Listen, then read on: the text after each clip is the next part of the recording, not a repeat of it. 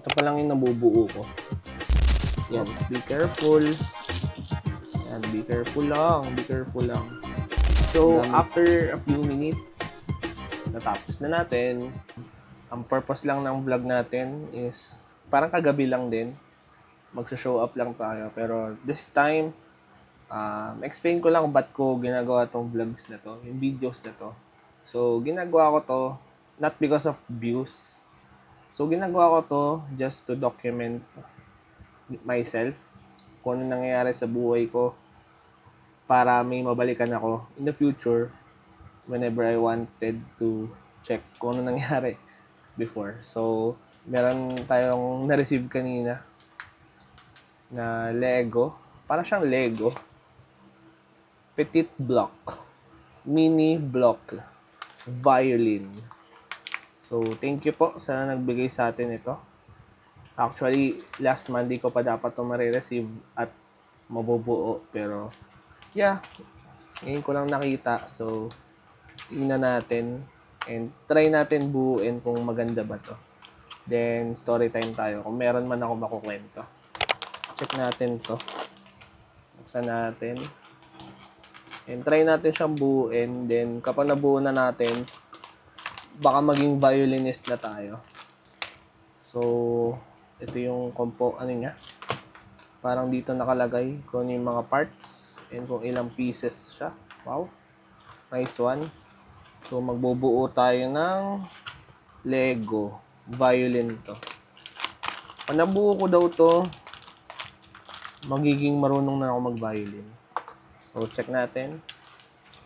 Instructions. Merong clear. Merong ganito. So, para mabuo siya, kailangan ko muna nito. So, naging tutorial kung paano magbuo. Ewan ko ba? Medyo may kaliitan to Oh, be careful. Yan, be careful lang. Be careful lang.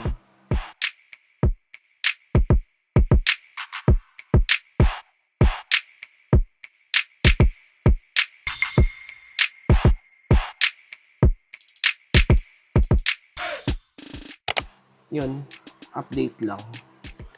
Ito pa lang yung nabubuo ko. Yan. Ito pa lang yung nabubuo ko. Try natin buuin to.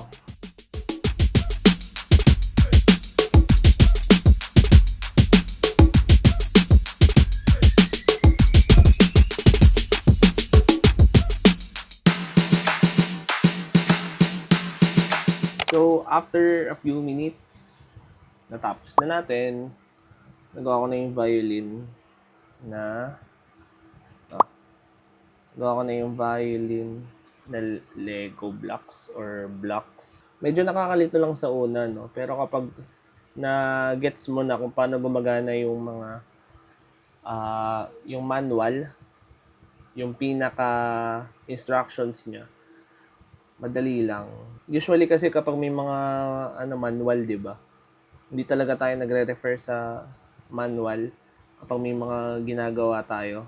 Pero kapag mga ganitong bagay, napakahalaga talaga ng guidance ng manual or ng instruction. Kasi doon mo talaga malalaman yung step by step. Pwede ko itong buuin sa sarili kong paraan.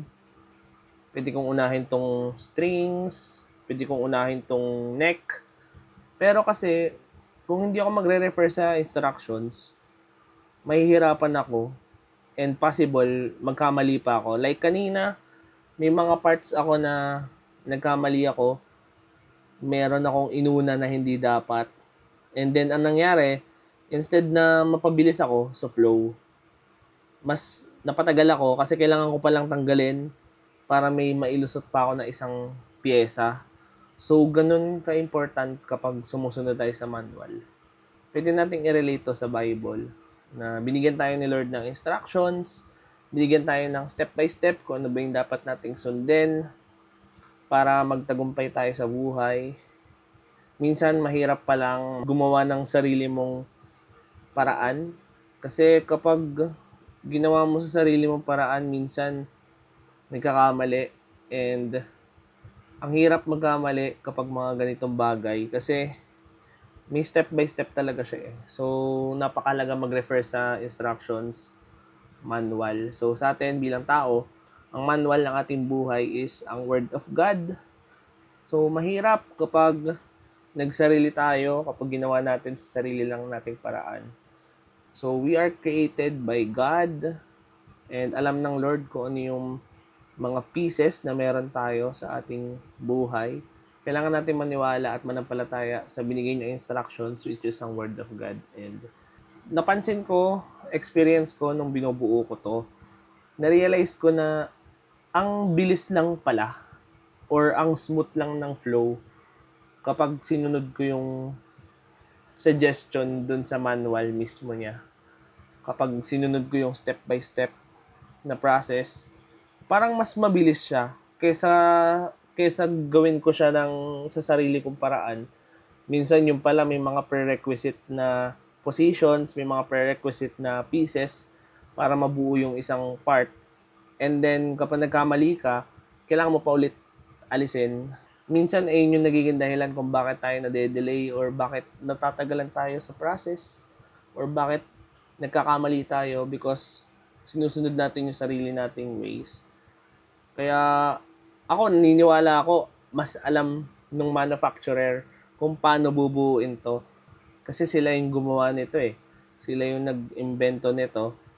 So, mas maniniwala ako sa suggestions nila dun sa manual kung paano siya buuin. And imagine, napakasimple lang nito, pero nakakalito. And na-enjoy ko naman yung pagbubuo nito. Nakakatuwa lang no kasi violin. Ito siya oh. So, ayun, sana matuto ako mag-violin ulit. Thank you sa nagpadala ng blocks na to. And nag-enjoy akong buuin to. I think yun lang muna for this vlog and see you on the next one.